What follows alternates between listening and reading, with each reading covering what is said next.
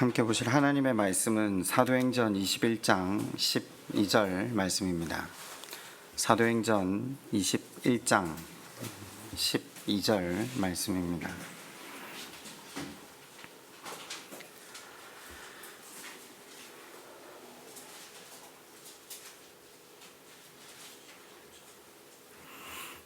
우리 21장 12절 말씀을 한 목소리로 다 같이 읽겠습니다. 우리가 그 말을 듣고 그곳 사람들과 더불어 바울에게 예루살렘으로 올라가지 말라 권하니. 아멘. 믿음이 자라는 법. 오늘 설교의 제목이 믿음이 자라는 법. 믿음이 크다, 믿음이 작다, 혹은 믿음이 자란다, 믿음이 줄었다, 우리 그런 표현을 쓰잖아요. 표현 자체만 보면 믿음이 유기적이라는 것을 알게 됩니다. 그러니까 믿음이 자라기도 하고 믿음이 줄어들기도 한다라면 그리스도인에게 있어서 가장 큰 복은 응당 이 믿음이 자라나는 것 아니겠습니까? 반면에 하나님께 가장 큰 기쁨은 무엇일까요? 고난주간을 맞아 우리는 고난에 동참하는 것에 주안을 둘 때가 많습니다. 그런데 그 고난을 겪으시고 우리에게 십자가의 사랑, 그 긍휼을 베풀어 주신 아버지는 우리에게 원하시는 게 도대체 무엇일까요? 우리에게 주신 이 생명, 진리, 기쁨을 누리고 나아가 그 하나님과 더 깊이 교제하며 하나님을 닮아가는 것 아니겠습니까? 바꾸어 말하면 믿음이 자라나는 것, 그것이 하나님께 가장 큰 기쁨이 되지 않겠습니까? 그럼 무엇보다 이 고난주간 금식도 좋고 희생도 좋고 무엇을 하나님께 드리는 것도 좋지만 그 하나님께로 자라가는 것, 우리의 믿음이 하나님 보시기에 견고하고 아름다워져 가는 것, 그것보다 하나님께 더 큰 선물이 어디 있겠습니까? 그래서 오늘 말씀을 상고해보는 이 시간을 통해 우리의 믿음이 자라는 방법에 대해서 나누어 볼까 합니다.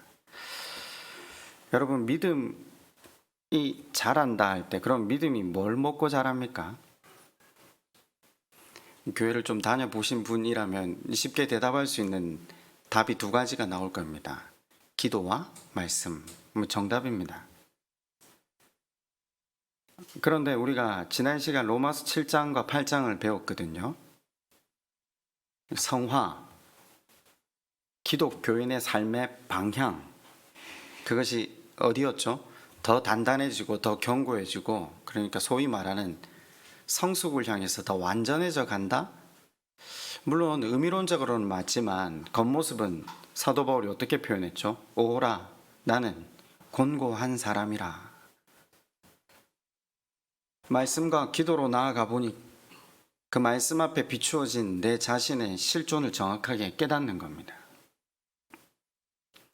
내 죄인됨의 깊이가 더해가면 더해갈수록 하나님을 더 깊이 의지할 수밖에 없는 것이 믿음입니다.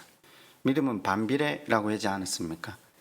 나를 부인하면 부인할수록, 내게 소망 없는 것을 알면 알수록 하나님을 더 깊이 의존하는 것, 지극히 당연한 이치 아니겠습니까? 로마서 7장은 그러니까 그 믿음이 자라는 방법이, 우리의 성화의 방향이 어디라고요? 우리를 깊이 대면하는 것.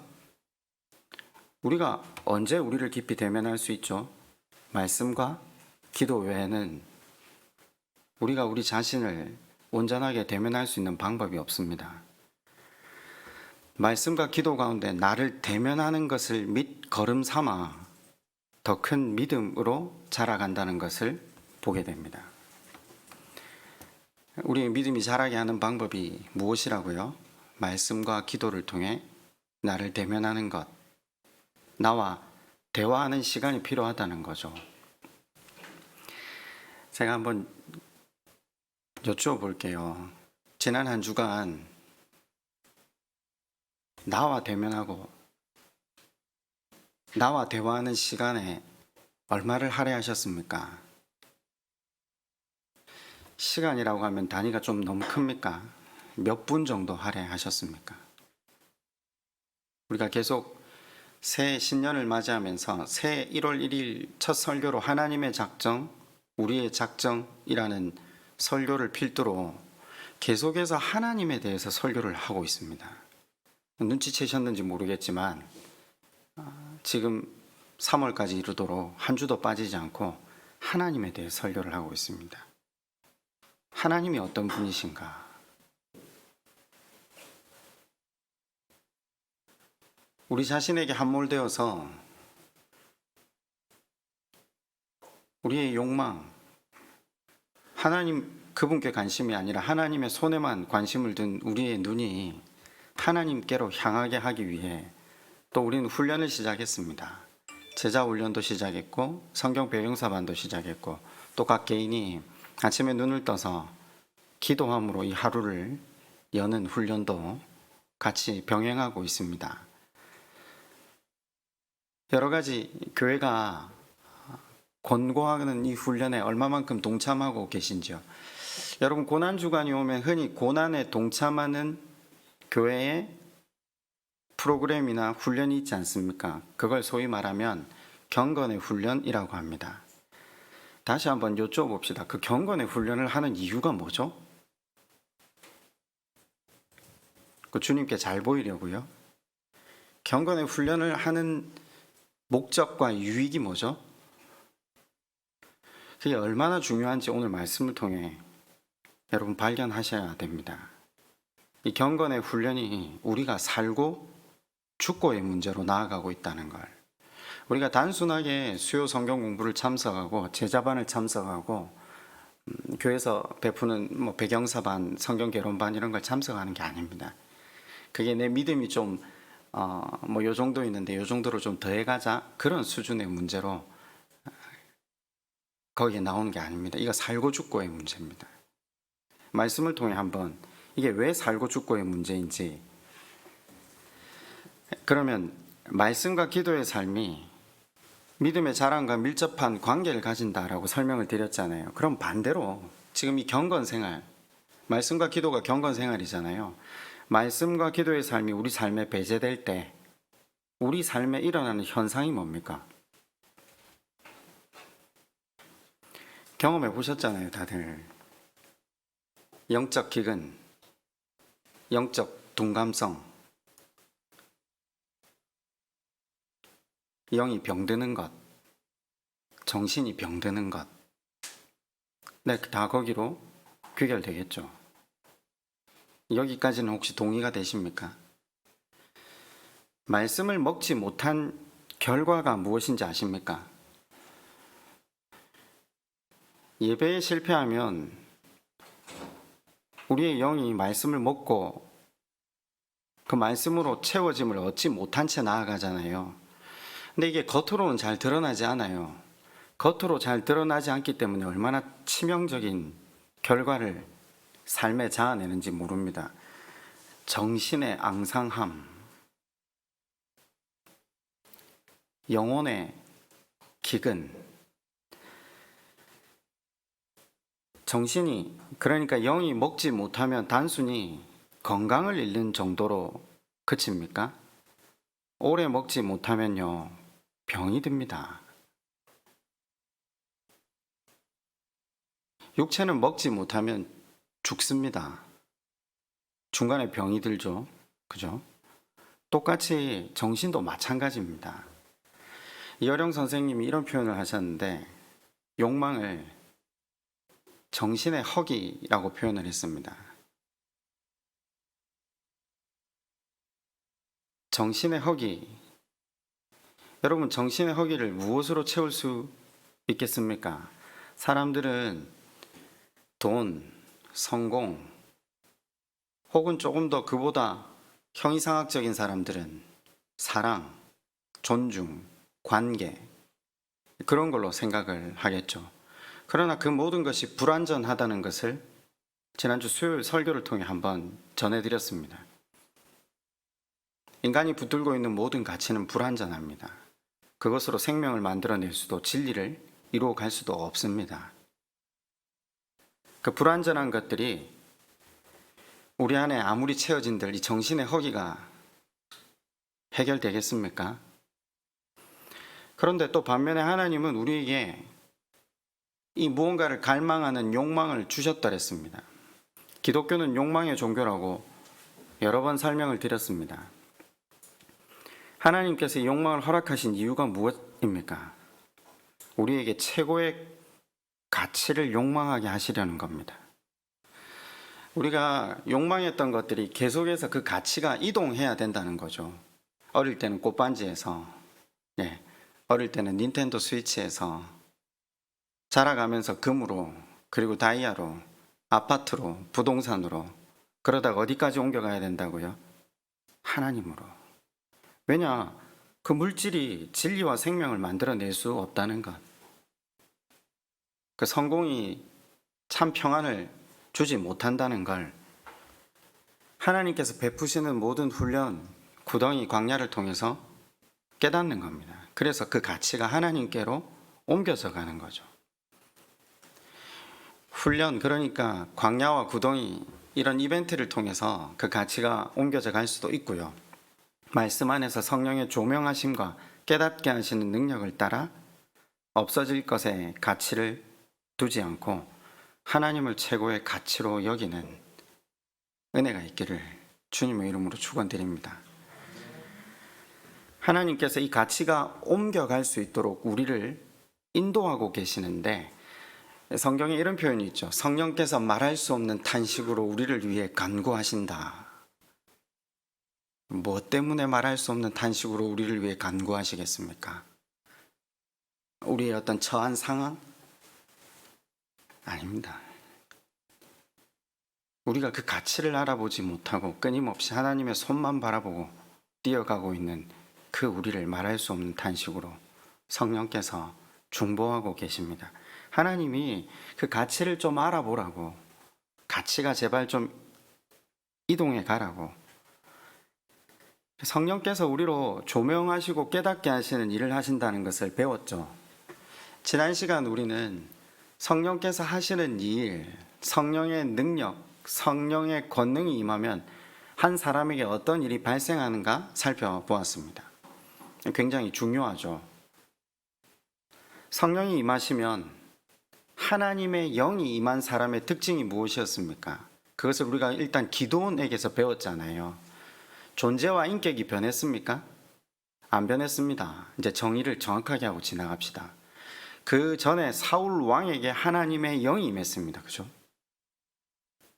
사울 왕이 왕이 되게 할 때도 하나님의 전쟁을 수행하는 것까지 했습니다. 하나님은 그의 존재나 인격을 좌지우지 않으십니다. 그리고 그가 욕망에 눈이 멀어서 다윗을 죽이려 할 때 하나님의 영이 다시 그에게 임하죠. 한 번은 막아서는 주시지만 그것이 잘못되었다라고 자기 입술로 말하게 하는 예언의 은혜를, 은사를 경험하게 하십니다. 거기까지입니다. 하나님의 영이 임했다고 해서 사람의 인격이나 존재 자체가 변하는 법은 없습니다. 왜요? 하나님은 우리를 자유의지를 가진 존재로 지으셨기 때문입니다. 철저하게 우리의 선택에 의해 우리의 삶이 운영되어 갑니다. 선택을 말씀 안에서 할 수 있도록 성령이 도우신다라는 거죠. 바울과 제자들에게는 복음을 증거할 마음, 그러니까 성령의 권능, 봅시다. 성령의 권능, 소위 말하는 성령의 능력이라는 것은요, 존재나 인격의 변화가 아니라 마치 제가 그런 거죠. 성령 하나님의 은혜, 은사, 깨닫게 하심으로 내가 하나님의 말씀을 전해야 되겠다. 내 삶을 하나님께 독려해야 되겠다. 그게 하나님 나라를 이루는 방법이구나. 그럼 그걸 제가 결단했다고 해서, 목사가 되기로 결단했다고 해서 가만히 있는데 하나님 말씀이 다 깨달아진다? 그런 건 없습니다. 공부해야 됩니다. 다운로드가 돼서 뭔가 갑자기 영안이 열리고 투시가 된다? 그런 거 없습니다. 그 성경에 그런 거 전혀 안 나오는데 우리가 어디에서 그런 걸 배웠는지는 잘 모르겠습니다. 분명히 성경에 그렇게 말하지 않고 성령의 권능이 임하면 뭘 하는 거예요? 복음을 전할 의지, 결단, 하나님이 이 전쟁을 수행하신다는 것을 선포할 마음, 그리고 하나님이 전쟁을 수행하시니까 그 전쟁에 동참할 생각. 그러나 기도원을 보시면 존재나 인격 안 변했다는 걸 알 수 있죠. 끊임없이 의심하고 끊임없이 두려워서 하나님 뜻과 전혀 무관하게 사람들을 모으고, 또 하나님은 300명이 남을 때까지 사람을 돌려보내야 하는, 성령이 임했다고 하나님을 아는 것도 하나님의 의지나 뜻을 잃는 것도 아니라는 것도 배웠습니다. 그죠? 사도행전 1장과 2장에는 그 성령의 임하심을, 그리고 성령이 어떤 형태로 임하셨다라는 것을 우리에게 증거하셨죠. 증거를 하셨는데 뭐라고 증거를 했죠? 지난 시간 제가 표현을 했는데, 성령은 우리가 생각할 때 그죠? 불을 내려주십시오라고 우리가 기도를 많이 했으니까. 근데 본문을 똑바로 읽자고 했잖아요. 여기 성령이 불로 표현됐는지 아니면 불과 같은 혀로 표현이 됐는지. 주어가 뭐죠? 혀가 주어잖아요. 그죠? 바람, 소리가 주어죠. 지난 시간에 다 했으니까 다시 찾아보지는 않을게요. 주어가 불이 아닙니다. 바람이 아닙니다. 그거는 구약에서 늘 하나님의 형상을 말씀할 때 표현되었던 방법. 불의 혀는 뭐죠? 말. 바람, 소리는 뭐죠? 듣고 읽고 보는 것. 성령이 사도행전에서 뭐라고 강조되고 있다고요? 말씀. 성령이 뭐라고 강조되고 있다고요? 말씀. 네. 사도행전에는 능력, 불 이런 게 나오지 않습니다. 근데 우린 그렇게 어떻게 배웠죠? 앞에서 말하니까요. 말한다고 다 믿으면 안 되잖아요. 읽어봐야죠. 읽어보면 분명히 여기 사도행전 안에는 복음이라는 말도 거의 잘 안 씁니다. 의도적으로 누가가 말씀, 성령, 하나님께서 우리로 말씀을 통해 깨닫게 하시고 하나님의 의도를 알고 그 논리로 살아가기를 원하신다. 이게 사도행전의 핵심입니다. 말씀이 없으면 성령의 은사를 받아도, 예언, 환상, 꿈, 계시를 받아도, 성령의 역사하심을 경험해도 하나님에 대한 바른 이해, 말씀에 대한 바른 이해가 없으면 그것조차도 내 중심으로 해석하고 사용한다는 것을 지난 시간 마지막 예로 들었습니다. 이 이해를 좀 전반적으로 하시면서 갔으면 좋겠습니다. 지난 시간 복음을 전하러 예루살렘으로 가야 하는 길목에서 사도 바울이 빌립의 집에 들린 장면을 살폈죠. 그게 오늘 우리가 읽은 21장의 내용이 됩니다. 21장 그 집에 누가 있다고요? 빌립의 네 딸이 있다라고. 여러분, 복음서는 쓸데없는 것을 기록하지 않습니다. 그 집 딸이 몇 명인가 뭐 때문에 기록하겠습니까? 이 딸들이 얼마나 유명한 사람이었나. 당대에 예언하는 자, 환상을 보고 계시하는 자, 처녀로 예언하는 자. 그런데 이 와중에 이 근방에서 가장 유명한 예언자 한 명이 또 등장합니다. 성령의 은사를 받은 사람. 총출동한 거나 마찬가지죠. 아가보가 얼마나 유명한 사람이냐면요, 사도행전 11장 27절에서 30절에 보면 클라우디우스 황제 치하에서 온 천하에 흉년이 일어날 것을 정확하게 예언한 바가 있습니다. 마치 엘리야처럼요. 그 아가보가 빌립의 집을 방문한 겁니다. 21장으로 한번 가보실래요? 사도행전 21장 10절입니다. 여러 날 머물러 있던 이 아가보라는 선지자가 유대로부터 내려와 우리에게 와서 바울의 띠를 가져다가 자기 수족을 잡아매고 말하기를, 성령이 말씀하시되 예루살렘에서 유대인들이 이같이 이 띠 임자를 결박하여 이방인의 손에 넘겨 주리라 하거늘. 자, 하나님이 보여주신 성령께서 보여주신 예언, 환상, 꿈, 계시라고 말씀을 드렸죠. 그 예언을 들은 사람들의 반응이 어떠하죠? 오늘 우리가 읽은 본문입니다. 12절이죠. 우리가 그 말을 듣고 그곳 사람들과 더불어 바울에게 예루살렘으로 올라가지 말라 권하니. 그러니까 여러분은 이와 같은 예언이나 환상, 꿈, 계시를 누가 받고 여러분에게 말을 했다면 여러분은 어떻게 행동하시겠습니까? 우리 안에 말씀이 어떻게 차 있느냐에 따라서 우리의 선택이 달라진다라는 것을 지금 설명드리고 있습니다. 근데 이 일이 앞서 한 번 더 있었습니다. 21장 4절로 한번 가보실래요?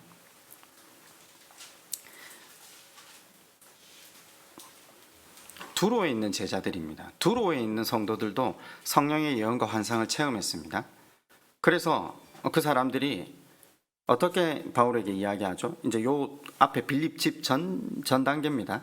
제자들을 찾아 거기서 일에 머물더니 그 제자들이 성령의 감동으로 바울더러 예루살렘에 들어가지 말라 하더라. 환상과 예언 그리고 계시를 보는 사람들마다 본 건 똑같아요. 지금 여기 감동으로 말미암아인데 이 감동이라는 헬라어가 감동이라고도 표현될 수 있지만 말미암아라고 원래라면 표현이 되는 게 더 정확한 것 같아요. 성령의 감동이라면 성령께서 그리 하라고 지시하셨다는 게 되거든요. 그런데 우리가 알다시피 성령의 권능, 능력 이 임하면 뭘 한다고요? 지금 앞에 이제 일부러 정의를 엄청 몇 번 했는데 아직 이해가 잘 안 되시죠? 성령의 권능이 임하시면 오직 너희는 내 증인이 되고 땅끝까지 복음을 증거한다. 성경이 밝히고 있잖아요. 복음을 증거할 수 있는 마음, 결단, 능력, 하나님의 전쟁을 수행할 수 있는 마음. 그러나 존재나 인격은 변하지 않습니다. 내용이 다운로드 되지도 않는다고요. 이제 거기까지 생각하셨죠? 그러면요, 여기 성령께서도 예언, 환상, 꿈을 통해서 그 일이 있을 것이라는 걸 보여주시는 겁니다. 바울은 지금 복음을 전하러 가기 위해서 여행을 시작했습니다. 그러면 우리가 성경을 보면서 그런 생각이 드시지 않습니까?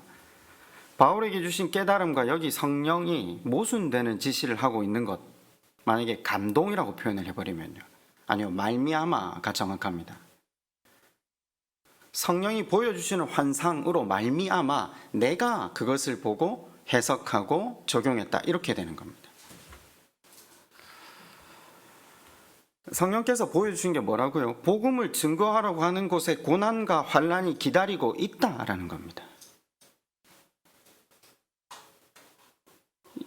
여기까지 충분히 이해가 되셨죠?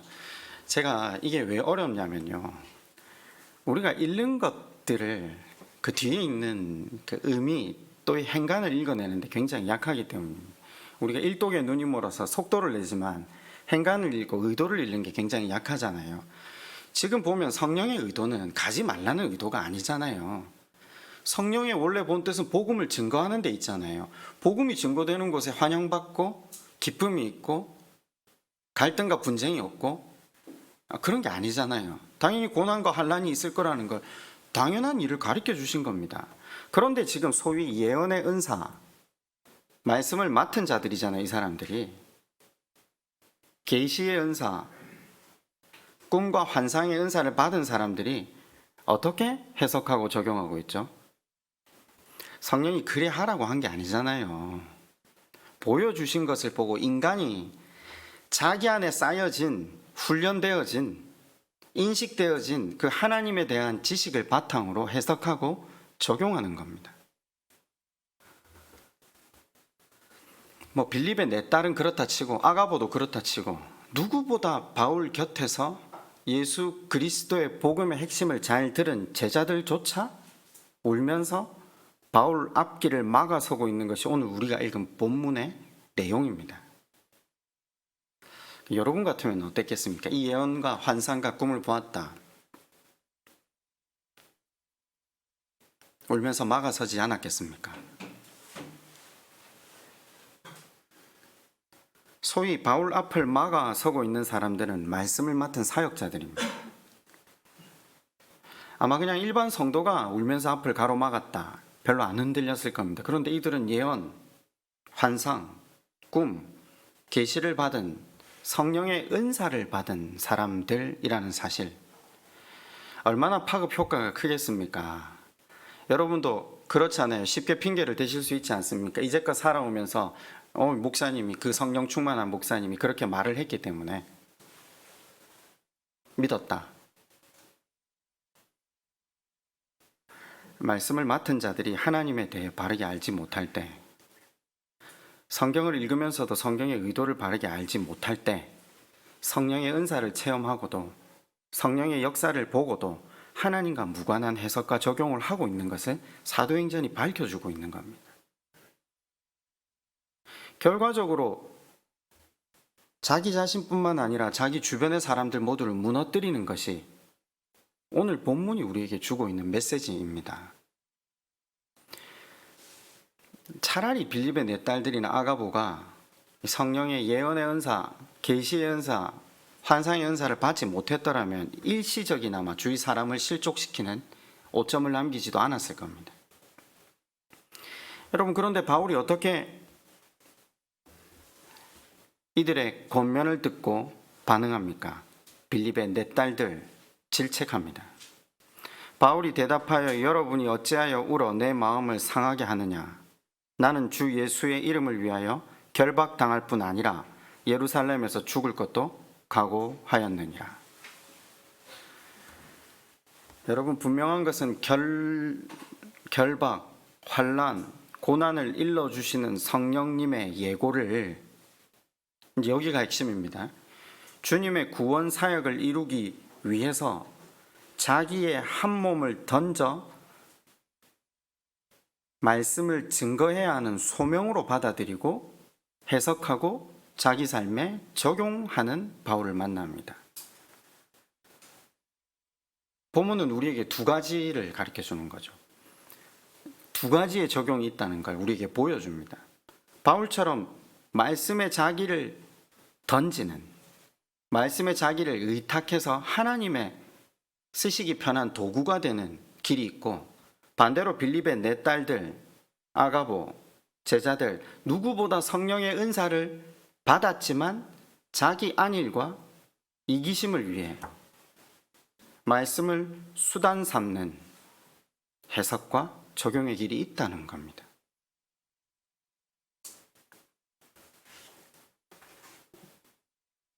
이 두 적용의 길 가운데 어떤 적용의 길을 선택하느냐에 따라서 결과적으로 자기와 주변 사람을 살릴 수도 있고 반대로 나와 주변 사람들을 동시에 무너뜨릴 수도 있다라는 거죠.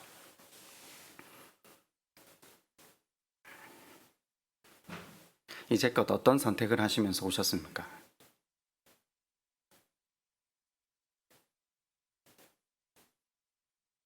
말씀을 통해서 어떤 해석을 하시면서 오셨습니까? 지금 바울의 앞을 막아서고 있는 제자들의 모습이 우리 가운데 있지는 않습니까?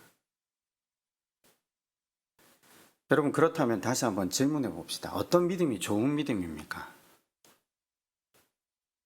그저 기도 열심히 하고 그저 충성 봉사 열심히 하는 것, 근데 그것도 좋은 믿음의 일환일 것입니다. 그러나 하나님의 의도를 알고 하는 것이 좋은 믿음 아니겠습니까? 하나님의 의도를 알기 위해서는 성령이 무엇으로 형상화되었죠? 불의 혀, 좀 읽어라는 겁니다. 바람 소리, 좀 들으라는 겁니다.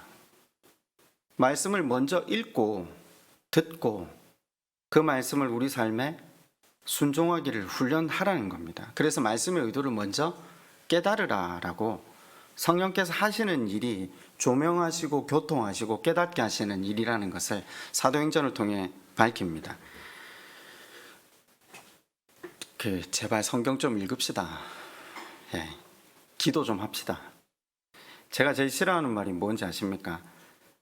성도를 똑똑한 성도로 만들지 말라. 머리만 크게 성도를 만들지 말라. 흔히 그런 표현을 하는데 천만에요.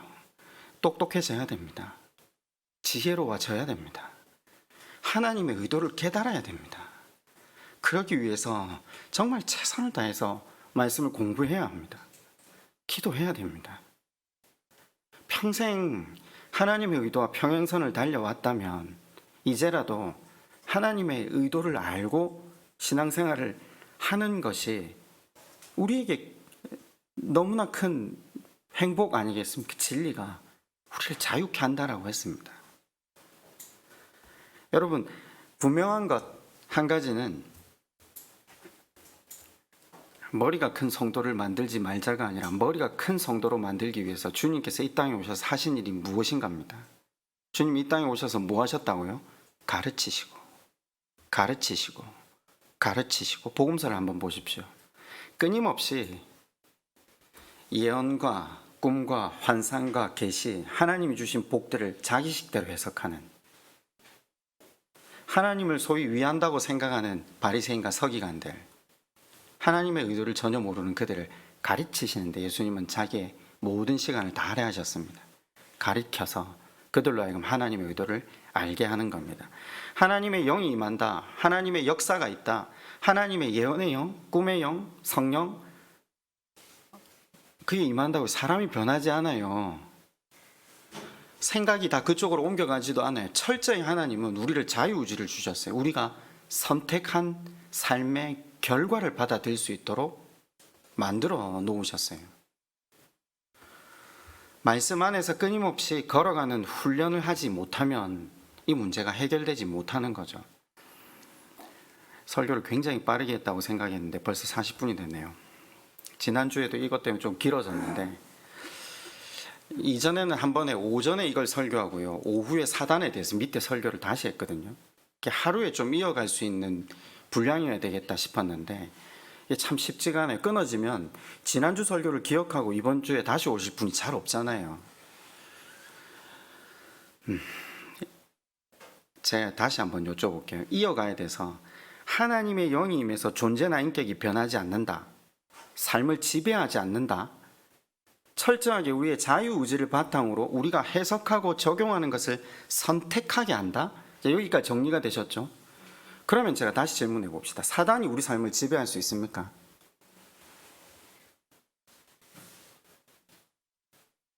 굉장한 퀘스천 마크를 달아야 되죠. 지금 앞에 이만큼 설명했는데 지금 이 질문에 갸우뚱하신다면 제 설명이 어딘가 부족하거나 아니면 우리가 굉장히 견고하거나 둘 중에 하나입니다. 하나님의 영이 사람을 지배하지 않는데 사단이 사람을 지배할 수 있습니까? 아무도 일단 고개를 저어주시진 않지만 지배할 수 없습니다. 결단코 그러하지 못합니다. 근데 우리는 어떻게 기도하죠? 하나님, 사단이 우리를 지배하지 못하게, 사단이 물러가게. 우리 다 책임을 사단에게 돌리잖아요. 그것 자체가 출발이 잘못됐다는 거죠. 보시면 고린도전서에 사도 바울이 사역 자체가 안 될 정도의 깊은 병이 들어 있었다. 우리 성경을 읽어보신 분들은 다 알잖아요. 그게 간질인지 혹은 안질인지 정확하게 밝혀지진 않았지만 얼마나 이것이 고통스러웠으면 사도 바울이 죽기를 각오하고 3번이나 간절하게 기도를 했다고 하거든요. 그러나 그 기도를 통해서 하나님께서 성령의 조명하심과 깨닫게 하심으로 그가 한 고백이 뭔지 아십니까? 고린도후서 12장 7절입니다. 한번 찾아보실래요?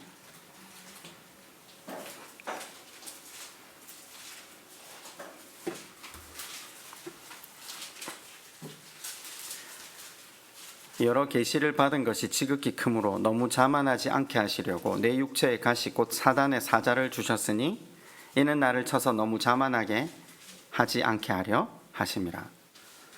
뭘 주셨다고요? 이 병이 뭐라고요? 가시인데 누구의 가시라고요? 사단의 가시. 그럼 이걸 어떻게 표현해야 됩니까? 하나님께서 사단을 사용하셔서 내 삶 가운데 일하고 계신다라는 것을 사도 바울이 표현한 겁니다. 그러면 우리는 보통 병이 들었을 때, 문제가 생겼을 때 어떻게 기도하죠? 사단아 물러가라. 그죠? 제가 일전에 한번 이렇게 표현했는데, 그럼 어두운 지역이 있어서 어디 가면 선교하러 가면 땅 밟기 하잖아요. 그 돌면서 영적 싸움을 해야 된다. 표현을 제가 어떻게 하냐면, 아니 모든 곳이 하나님 지으신 곳인데 하나님의 영향 아래 있는데 어디는 어둡고 어디는 밝고 이게 말이 되냐고. 근데 우리는 그걸 의심 없이 해요. 시키니까. 바울은 사단아 물러가라 하지 않습니다. 어떻게 했죠? 어떻게 했죠? 깨닫게 하시니까 순종했습니다. 되게 어려우시죠? 아니 그냥 되게 쉽게 좀 생각합시다. 하나님의 역사 가운데 이루어지는 것임을 믿었기 때문에, 사단이 하나님의 방편으로 사용됨을 믿었기 때문에 순종함으로 겸손한 종으로 살 수 있었던 거죠. 하나님은 하나님 나라를 이루어가기 위해 성령, 하나님의 역사가 있지만 사단도 방편으로 사용하신다라는 겁니다. 방편으로 사용하시는 거니까 대등한 존재가 아니라는 거죠. 대등한 존재가 아니라는 겁니다. 교회 역사상 많은 학자들 또 교회 지도자들이 여기에 대해 고민을 엄청 했습니다. 그리고 그 고민에 대한 결과물로 나온 게 웨스트민스터 신앙 고백입니다.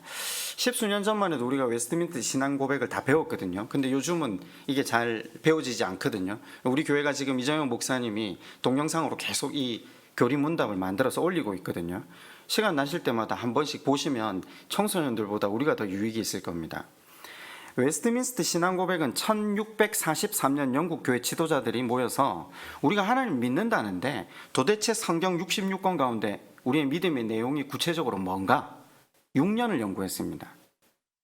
그래서 성경에서 가장 중요한 질문들을 먼저 제기하고 거기에 대한 답을 던지면서 정돈한 것이 웨스트민스터 신앙 고백.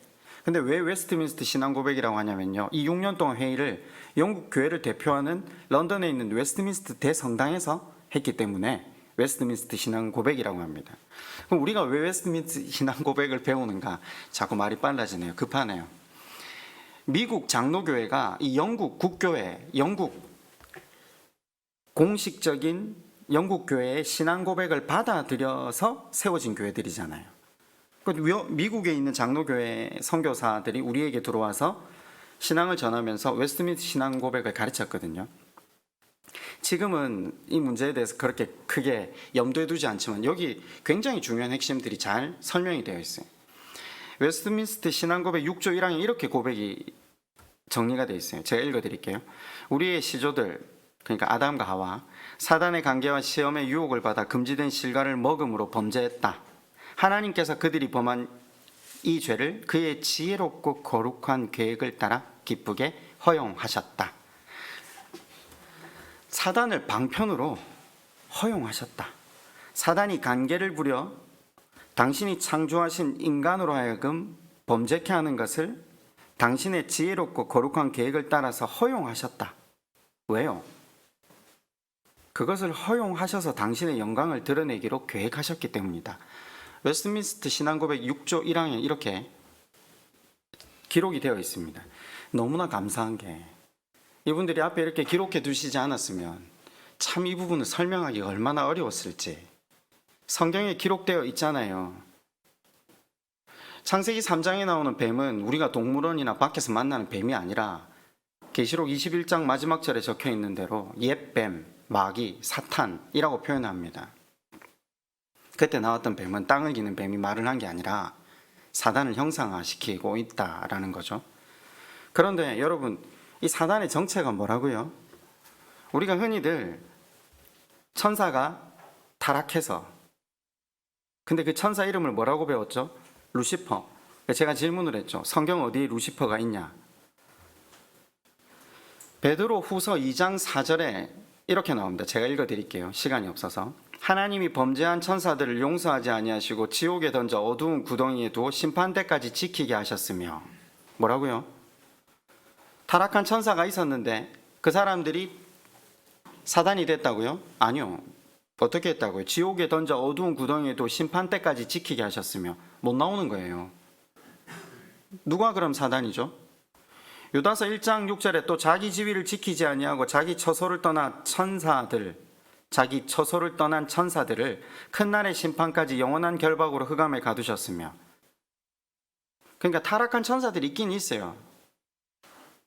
그런데 심판날까지 이 천사들은 아무것도 못해요. 그러면 타락한 천사가 사단이 되어서 우리를 유혹한다. 말이 됩니까? 안 됩니까? 그 성경에는 안 나온다니까요. 이게 어디에 나왔냐? 14세기 초에 단테라고 하는 소설가가 신곡이라는 소설에서 이 성경 구절들을 읽고 거기에서 힌트를 얻어서 각색한 내용이죠. 사단은 타락한 천사장 루시퍼다. 그 성경에는 루시퍼라는 이름도 없고 천사장이 타락을 해서 하나님과 대등한 위치를 가지고 싸웠다는 이야기도 없는데 우리는 어디에서 이걸 들었는지 끝없이 하나님과 대등한 존재로서의 사단의 역할을 믿으면서 신앙생활을 합니다. 아닙니다. 아닙니다. 성경에는 분명히 사무엘상 16장 14절을 보면 사울에게 하나님, 그러니까 사울에게 악신이 임할 때 그걸 뭐라고 표현하죠? 여호와의 부리시는 영, 악령이 그에게 번뇌하게 하시니라. 하나님의 섭리 가운데 이 일이 이루어져 가고 있다라는 것을 봅니다. 예수께서 공생애로 이 땅에 사역을 시작하실 때 제일 먼저 그에게 일어난 일이 뭐죠? 사단의 시험, 기억나시죠? 그런데 그 사단의 시험을 무엇으로 물리치시죠? 말씀. 사단이 어느 날 결단하고 독자적으로 예수님을 공격하러 온 게 아닙니다. 성령님께서 이끌어 가셨다라고 마태복음 4장 1절은 가리킵니다. 성령의 컨트롤 안에, 하나님의 컨트롤 안에서 사단, 하나님이 부리시는 영, 어디서 또 많이 들어보신 적 없습니까? 욥기 1장에 또 나오죠. 하나님이 욥의 믿음을 훈련하시고 그가 죄인임을 깨닫고 하나님 앞에 의인으로, 참된 의인으로 항복하게 하시는 도구로서 누구를 사용하신다고요? 사단을 도구로 사용하셨다라는 거죠. 그러나 하나님께서 말씀하시죠. 넌 다른 짓은 다 해도 욥의 생명은 건드리면 안 돼. 하나님 컨트롤 안에 있다니까요. 그럼 만약에 그 사단이 자기를 시험한다는 사실을 몰랐잖아요, 욥이. 욥이 그걸 40일 밤낮으로 금식하면서 사단아 물러가라고 한다면 사단이 물러가겠습니까? 안 물러가겠습니까? 제가 이 설교를 2015년 시작할 때 2번에 걸쳐서 했거든요. 홈페이지에 들어가시면 2015년 서두의 영적 전쟁이라고 2번의 설교가 있으니까 오늘 자세하게 하지 못한 설교는 그 편을 좀 참조하셨으면 좋겠습니다. 자세하게 설명하지 못하면 논란거리가 제일 많은 설교이지만 웨스트민스터 신앙 고백이 이걸 정확하게 밝히고 있고 하나님께서 당신의 빛됨을 우리에게 가르치기 위해 어두움을 사용하신다라는 겁니다. 그러면 어떻게 하나님 악이실 수 있냐? 아니요. 하나님은 그에게, 사단에게 그 일을 할 수 있는 바운더리를 허락하셔서 그 일로 빚어지는 모든 참극을 당신께서 하나님 나라로 갚으시고 해결하실 수 있다라는 것 우리에게 여러 번 설명을 해주셨습니다. 오늘 주제가 뭐였습니까? 믿음이 자라는 방법. 자, 다시 돌아봅시다. 우리의 믿음을 방해하는 것이 누구입니까? 사단입니까? 납니까? 이제 더 이상 핑계나 좀 이유를 찾지 맙시다. 아까 그런 말씀을 드렸잖아요. 경건생활을 누구를 위해서 하는 거죠? 고난주간만 되면 왜 하죠? 여러분, 하나님께서 우리가 정신의 허기, 그러니까 욕망을 주셨는데 이 욕망이 하나님을 욕망하지 못하고 돈과 성공, 안정, 관계, 이 땅의 사랑 이런 것만 욕망하면요, 하나님으로 채워지지 못한 정신은 앙상하게 그리고 병들어가다가 죽습니다. 영과 정신이 병드는 이유가 하나님의 말씀으로 채워지지 않았기 때문입니다. 단지 성경 읽고 기도하지 않으면 경건생활 못 해드린다 이 정도 수준이 아니라 영이 병들고 정신이 병들게 되는 겁니다. 자, 청년들한테 그런 이야기를 한 적이 있어요. 올해 청년부 사역을 하면서 청년들한테 교육부로 내려가서 봉사하라고. 그러니까 왜 우리가 봉사를 해야 되죠? 봉사를 통해서 갈등하고 고통받고 훈련을 통해서 우리의 모난 부분과 가시들이 지금 그 시간에 훈련되지 못하면 그거 그대로 안고 결혼하게 된다고. 그거 그대로 안고 결혼하면 그 가시, 모난 부분이 누구를 찌르겠습니까? 배우자를 찌르고 자녀들을 찌른다고. 너희의 삶을 위해서 내려가라고. 참 많은 분들이 동참해서 섬김의 자리로 갔어요. 자기 의를 드러내거나 자기의 만족을 위해서가 아니라 자기의 훈련을 위해서. 여러분, 우리가 말씀과 기도로 나아가는 이유가 무엇인지 아십니까? 살기 위해서입니다. 살기 위해서입니다. 지금 우리 교회에 이제 중고등부, 청소년부 그리고 청년들이 올라오잖아요. 그 예배 자리에 참석하고 말씀의 자리로 나오라는 거, 이게 그냥 종교 생활을 하자고 하는 게 아니라 이 아이들이 20대, 30대, 40대를 지나가면서 살게 하기 위해서요. 정신에 병이 들고 관계가 망가지고 수습할 수 없는 지경에 이르러서 도와달라고 하면 그거 어떻게 돕습니까? 우리가 매일 말씀과 기도로 나아가지 않은 삶의 결과물들을 우리가 받아드는데 목사가 어떻게 돕습니까? 깊이 병이던 정신을 목사가 어떻게 치유합니까? 목사가 할 수 있는 건 지금 이것입니다. 고난주간을 맞이하여서 경간 생활을 하자는 게 아니라 우리가 매일 말씀을 먹고 기도함으로 나아가는 유일한 이유는 우리가 이 땅 가운데 참 생명답게 살기 위함, 아니 살기 위함입니다. 하나님 나라를 이루어가는 것은 이 땅에서도 하나님 나라를 이루어서 하나님 주신 참 생명과 평안을 누리고 그날에도 하나님 그 나라를 온전히 누리는 것 아니겠습니까? 그럴 수 있는 방법이 뭐라고요? 말씀과 기도로 나아가는 것, 우리의 믿음이 자라는 것.